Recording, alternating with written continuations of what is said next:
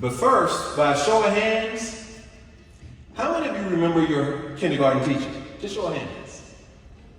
Oh, this is good. And it's okay if you don't. I've done this a lot of times. This is the most hands that have ever gone up. That's how I know I'm amongst my tribe. I know it. I can feel it. Not everyone does, though. And I ask this question in trainings for a reason. Because I definitely remember mine. And I want to honor Miss Chung today. I remember her in the learning space she created at Avalon Gardens Elementary School like it was yesterday. But it's basically three things I remember. I remember finger painting, right, as a kindergartner, with the easel, wearing one of my dad's old work shirts, white dress shirts that was tattered, used as a smock. I remember nap time and not wanting to go to sleep, right? It's like it was too much good stuff going on. I can't sleep. Let's get back to work, right? But most of all, I remember that Miss Chung taught me how to read in kindergarten.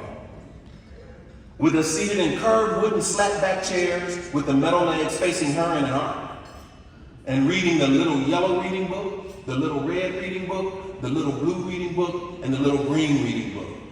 Yeah, I'm old. Okay? I'm old, right? These were the books that the great Dr. Diana Wolf at Cal State University, Dominguez Hills, in my teaching methodology course, right? Told me was Scott Forsby. She knew right away. She said, "I was Scott Forsby."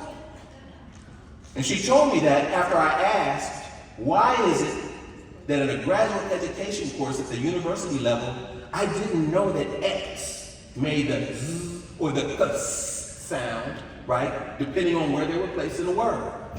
And she said it was because you were taught using that series.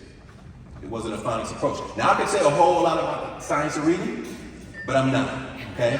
Because I believe that yes, there is this science to reading. Although I'm concerned about the authoritative nature of the effort. I'm concerned, especially in these authoritative times, I think there's a correlation here. There's this relationship going on.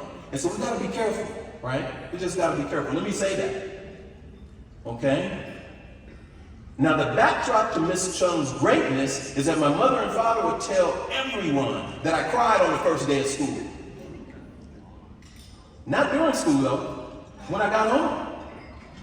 And the reason I cried was because everyone in my life, I had an older brother 4 years older than me, everybody else in the house, they could read. Everybody else in the home could read. My dad was reading. We had magazines, books going all over the place. Everybody could read but me. And my mama promised me that when I went to kindergarten, I would learn how to read. And here I am, arriving home that first day, and I ain't learned how to read. Okay? I wanted to learn bad too. So I cried. Now my mother also shared that she called Miss Chung and spoke with her. And I can imagine Miss Chung in a I got this moment, like, don't worry, I got this. I'm gonna teach you how to read. And she did. And she taught every black and brown boy and girl in that classroom to read before we left kindergarten. Now I don't need to tell you the power, okay, that came with being able to read in kindergarten. It changed mine and my peers, the other children in that classroom's life trajectories. It did, okay? And so I need to publicly, in front of you, thank Ms. Chung. She was amazing.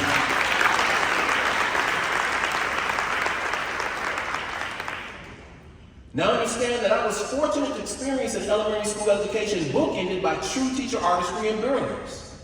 Ms. Chung, right, in kindergarten. And the strict, the very strict, the stern, and yet loving Miss Bailey. This is my 6th grade teacher. She is revered by those who spent their time as 11-year-olds with her for that 1 year. She is revered. She taught us Harlem Renaissance poetry. We had to memorize those poems because she said that it gave us a particular mental ability. We had to memorize the Gettysburg Address. that 4.7 years ago our forefathers brought forth upon this continent and new nation, conceived in liberty and dedicated to the proposition of government and created it. We're engaged in a great civil war, tested whether that nation or any nation so conceived and so dedicated shall long endure. Yeah, she taught us all of that. She told us we couldn't graduate unless we memorized the Gettysburg Address. But here's the kicker. She assigned, this is the famous, or some would say infamous, minimum 100-page, she called it a term paper, right? It was a report in outline form that was part of the 6th grade curriculum in world history. I did mine on Latin America, I'll never forget it. Had to be in outline form. She taught us how to outline that year. Served me well. To this day, I know how to outline and served me well. Now we have some tools now, electronic tools that allow us to do that. But man, what a great thing, right?